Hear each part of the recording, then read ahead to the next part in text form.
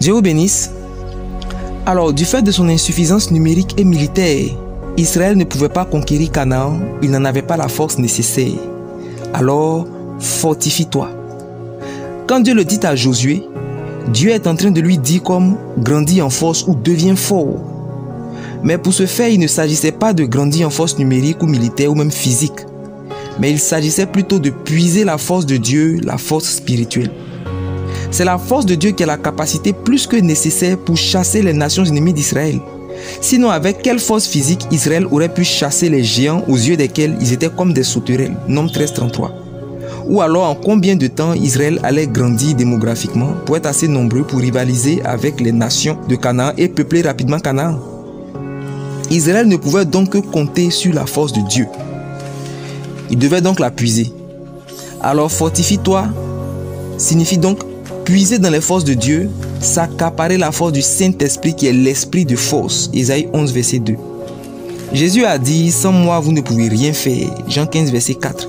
Et à Dieu de le préciser dans Deutéronome 11 verset 8.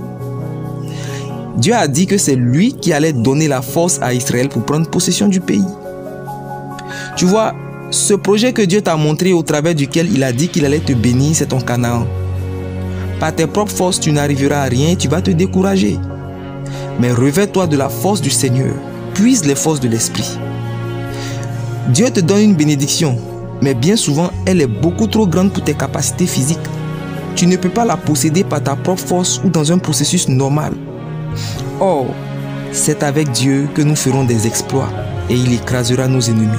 Psaume 108, verset 14. Maintenant, fortifie-toi s'accompagne de prendre courage. Simplement parce que la conquête allait durer dans le temps. Ce serait donc une guerre d'usure. Il faut prendre courage pour rester constant parce que le jeune homme se fatigue. Ésaïe 40, verset 30. Certaines circonstances peuvent influencer la connexion avec le Saint-Esprit et briser le moral du guerrier au point où celui-ci perd même la volonté de se battre. Or, sans volonté, il n'y a plus de force. Ou du moins, à quoi sert la force à un guerrier sans volonté?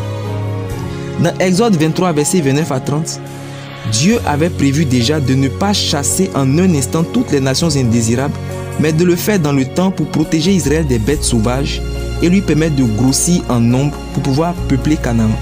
Ce qu'il faut comprendre, c'est que l'incapacité d'Israël à chasser ces nations n'était donc pas toujours le résultat d'un échec, mais à certains moments, le plan de Dieu de faire les choses graduellement pour le bien même d'Israël. Pourtant, ce que toi tu comprends, c'est que tu as juste échoué alors que Dieu t'avait promis le succès et tu doutes pour finir par te décourager même. Mais ce n'est pas un échec, c'est juste le plan de Dieu de faire les choses par étapes afin de te protéger. Tu vois, tes défis tu les surmonteras certainement autant marqués et comme Dieu te l'a promis. Alors ne te décourage pas pour abandonner, tu dois prendre courage. Par ailleurs, la réalité à laquelle on est le plus exposé finit par prendre place comme la vérité, finit par influencer notre conduite. Israël allait pendant de nombreuses années se confronter à des géants, des chars, des murailles. Pour information, conquérir une ville fortifiée comme Jéricho, c'est l'affaire de quelques mois, voire même d'années.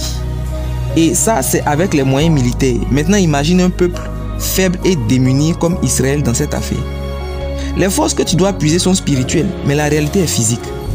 Tu dois prendre courage pour rester connecté à l'Esprit de Dieu et ses promesses, afin que par celle-ci, tu continues sur le chemin, peu importe ce que tu vois. Ta réalité et la vérité s'affrontent. L'influence de la réalité peut te faire abandonner en te rappelant ton incapacité, ta faiblesse. Tu dois prendre courage pour continuer de croire et combattre quand la promesse dure dans le temps. Parce que, comme déjà dit, elle ne dure pas dans le temps à cause des géants ou des chars ou des murailles ou des villes fortifiées. Elle dure dans le temps à cause de ta faiblesse, mais aussi elle dure dans le temps parce que c'est le plan de Dieu de faire les choses graduellement pour te protéger. Si le mensonge de la réalité prend le dessus, tu perdras ta bénédiction comme Israël qui a finalement échoué à chasser certains peuples parce qu'ils se sont laissés corrompre par ces peuples-ci, s'éloigner ainsi de Dieu. Juges chapitre 1 et 2. Pour se fortifier et prendre courage, il faut que tu mettes en pratique la parole. Il faut que tu mettes en pratique la parole de Dieu parce que c'est d'elle que vient la force de Dieu et c'est comme ça qu'on puise la force de Dieu. Deutéronome 11.8 et Josué 1 verset 6. Alors quelle que soit la réalité que tu vois, mets la parole de Dieu en pratique lis-la et médite-la beaucoup afin que son influence te fasse ignorer la réalité pour réussir à la transformer. Reste connecté à la vérité. Alors je prie le Seigneur que l'Esprit de Dieu éveille en toi un fort esprit de méditation, la soif de mettre sa parole en pratique et qu'il te donne la victoire dans tes défis et dans tes challenges. Que Dieu te bénisse. Amen.